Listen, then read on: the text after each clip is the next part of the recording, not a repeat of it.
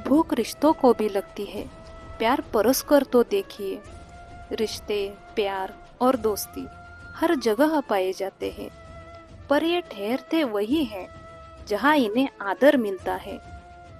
तपस्या अगर पार्वती की थी, तो प्रतीक्षा शिव की भी रही होगी। आंखों में आंसू माता सीता के थे, तो मिलने की तड़प भगवान राम को भी रही होगी।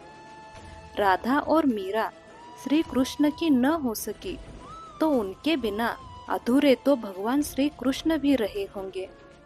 प्रेम तो ईश्वर के लिए भी सरल नहीं था, तो हम इंसानों के लिए भला कैसे हो सकता है।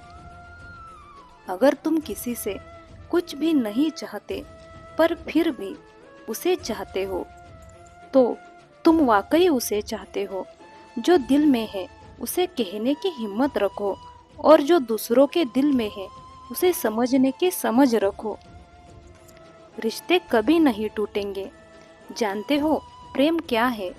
अपने वक्त के कीमती लम्हे किसी को दे देना, किसी की सुन लेना, किसी के आँख से आंसुओं को चुन लेना, किसी के जख्मों पर मीठे बोल के मरहम लगाना, किसी मजबूर गरीब को इज्जत का एहसास देना, बिना किसी रिश्ते, बिना किसी संबंध के किसी के दर्द का एहसास होना, यही तो प्रेम है।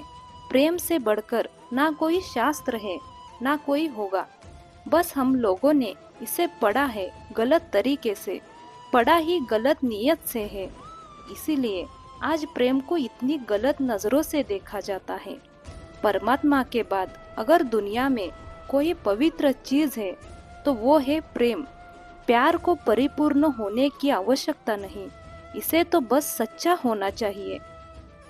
कुछ लोग जिंदगी में खुशबू की तरह होते हैं, जो दिखाई तो नहीं देते पर महसूस होते हैं। इंसान को उसकी बुराई संवेद स्वीकार करना ही सच्चा प्रेम है, क्योंकि अच्छाइयाँ तो दुश्मन की भी आकर्षित कर लेती है। वो लोग कितने कमाल के होते हैं जो अपनी मौज में रहते हैं, साजिशें नहीं करते, नफरतें नहीं फैलाते, बस अपनी मौज में रहते हैं। कोई भी मनुष्य किसी बात को किस तरह से समझता है, ये उसकी मानसिकता तय करती है। कोई दूसरे के थाली से छीनकर खाने में अपनी शान समझता है, तो कोई अपनी थाली से दूसरों को खिलाकर संतुष्ट होता है। सारा खेल तो समझ, मानसिकता और संस्कार का ही है। पर ये बात तो तय है कि छीनकर खाने वाले का कभी पेट नहीं भरता, और बांट कर खाने वाले कभी भूखे नहीं मरते। जो व्यक्ति बिना कोई मेहनत किए ईश्वर से सब कुछ पाने की इच्छा रखता है, उसे कुछ नहीं प्राप्त होता, क्योंकि उसके जीवन में कर्म तो है ही नहीं। ईश्वर पक्षियों को भोजन अवश्य देता है, मगर उनके घोंसले में नहीं।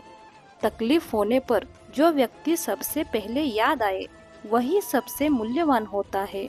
ईमानदारी और बुद्धिमानी से किया हुआ कोई भी कार्य कभी व्यर्थ नहीं जाता।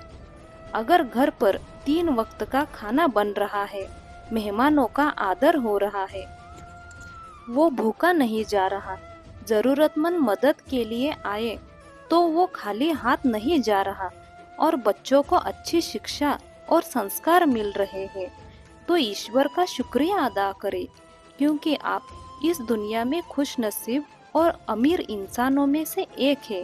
जीवन में वो व्यक्ति भाग्यशाली होते हैं जो सुख और साधन से संपन्न हो, लेकिन परम सौभाग्यशाली वो होते हैं जिनके पास भोजन के साथ साथ भूख भी है, बिस्तर के साथ साथ नींद भी है, धन के साथ साथ धर्म भी है, और विशिष्टता के साथ साथ शिष्टता भी है।